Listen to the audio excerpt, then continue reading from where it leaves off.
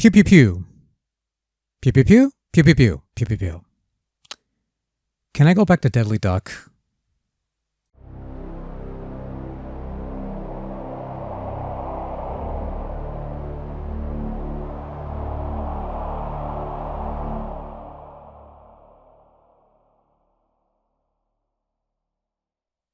Skeet Shoot, released in 1981 for the Atari 2600 video computer system, courtesy of Games by Apollo Incorporated. As a matter of fact, Skeet Shoot was the first game by Apollo Incorporated. It was the company's first release and was enough of a success for the company to continue to release games for the next glorious 2 years. Okay, not the most inspiring story, but you have to start somewhere. Case in point, Skeet Shoot. A game where you press a button to launch a clay pigeon into the air, use the stick to aim your shotgun, and press a button to shoot your gun to shoot a bullet and shoot down the pigeon, and that's about it. It's not the most exciting game ever conceived, and let's be fair here, 17 game variations, a number of which are two-player games. Some of these will stick your player at a fixed point, while others will move your player around in between rounds, so you're shooting from different positions. Some will shoot the pigeons in random directions, while others in a single one, so you could just time your shots and just aim in one direction the whole game.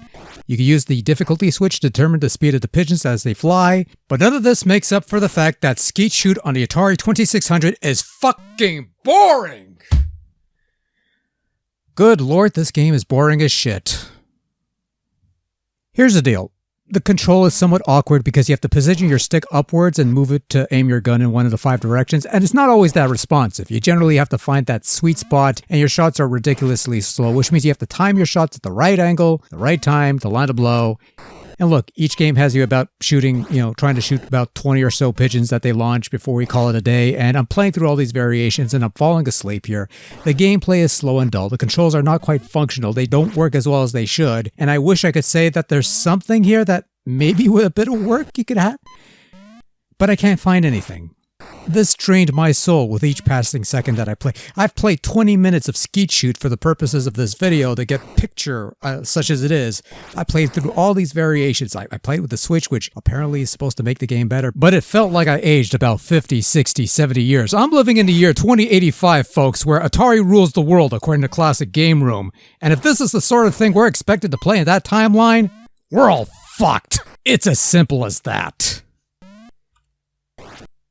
Much like the gameplay, Skeet Shoot will not win any awards for visual presentation. It is plain, simple, unexciting, blocky things with a couple somewhat round things and a thing that looks somewhat humanoid. Your guess as to whether that's supposed to be a shotgun or just happy to see you is as good as mine. Sound effects are simple beeps and bleeps and blops and stuff, the bare minimum of Atari visuals and sound effects, and the most you can say about it is that it doesn't flicker or crap out or anything like that, so it's got that much going for it, at least. Overall, Skeet Shoot on Atari 2600 is not very good. It's boring, it's barely functional, it's not fun. The fact that this was Apollo's first game and it was successful enough for them to produce more game that was actually better than this could be best described as a miracle. It's not the worst thing I've played on Atari, I'll give it that much. But that's not exactly high praise either.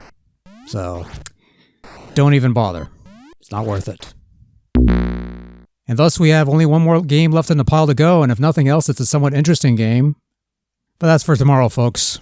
Good night.